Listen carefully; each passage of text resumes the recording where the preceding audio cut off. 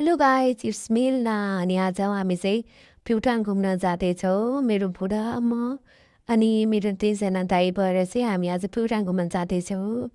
मैले चाहिँ घरदेखि नै भिडियो सुट गर्नु पर्ला भनेर सोचिरहेको थिएँ, तर मैले चाहिँ बिर्सिसकेको छु। पछि बिचबाट मलाई याद आयो कि भिडियो बनाउँछ भनेर। यति बेला हामी चाहिँ लमाई आइपुग्न आँटिसकेका थियौँ। त्यस पछाडि हामी यो चाहिँ हाम्रो लमाई नआइपुग्दै अगाडिको रोड अनि यहाँनिर चाहिँ केटाहरू एकछिन ब्रेकको लागि रोकेको थिएँ। अनि मैले चाहिँ एकछिन भिडियो सुट गरिहालेँ।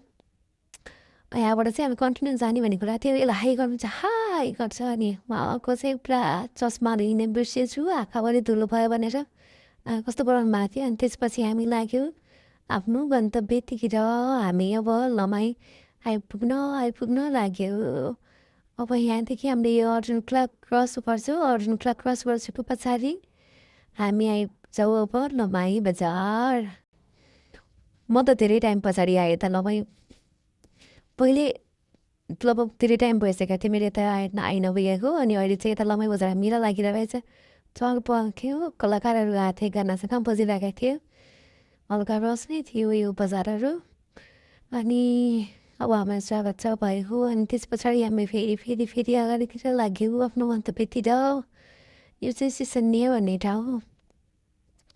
अनि फेरि अब हामी अब सिधै यहाँदेखि स्टार्टिङ अब हामी लाग्छौँ भालपाङतिर। यो भालपाङको पौवा होटेल पौवा, यो चाहिँ आर्मीहरू बस्ने ठाउँ। आर्मी कि पुलिस मलाई थाहा भएन एक्ज्याक्ट, तर आर्मीको जस्तो लाग्यो मलाई।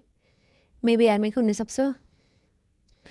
अनि अब हामी भालपाङ पनि आइपुग्नु आँट्यो। अब यहाँनिर चाहिँ सेन्ट जेम्सको बाइकको त्यो चेन चाहिँ टायरहरू देखाऊँ भनेर चाहिँ हामीले एकछिन त्यसलाई ग्याप राखेको थियौँ। तिनीहरू चाहिँ पछाडि नै थिए, अझै आइपुगेको थिएनन्।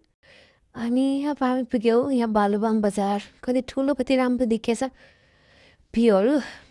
अनि हामी यहाँ भालुबाङदेखि चाहिँ फेरि अब हामी लाग्यो प्युठानतिर। उता चाहिँ अगाडि चाहिँ बुटोल सुटोल जाने, त्यहाँतिर जाने बाटो। यतातिर चाहिँ प्युठानतिर लाग्यो। यहाँनिर चाहिँ हामीलाई यहाँ कुटेर बसिरहेको थिएँ। पछि अब हामी लाग्यो प्युठानतिर। अनि यहाँनिर चाहिँ एकछिन पानीपुरी खाऊँ, झटपटहरू खाऊँ भनेर चाहिँ एकछिन यहाँनिर रोकेँ। अनि यहाँनिर एकछिन रोकिसके पछाडि हामीहरू चाहिँ एकछिन बस्यौँ।